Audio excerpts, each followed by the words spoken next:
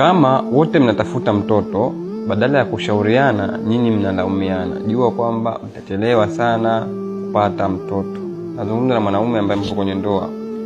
Kama mpo kwenye ndoa na mnatafuta mtoto, badala ya kushauriana, mnalaumiana. Jua kwamba mtachelewa sana kuweza kupata mtoto, kwa sababu ili mwanamke aweze kubeba ujauzito, anatakiwa pia awe hana zile stress ambazo sio za lazima.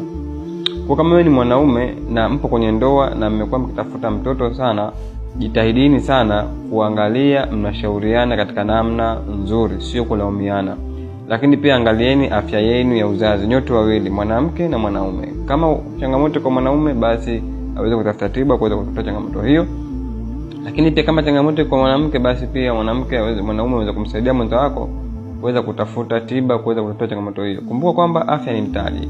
Endelea kushare video ili usinufaike peke yako na wenzio pia wanufaike.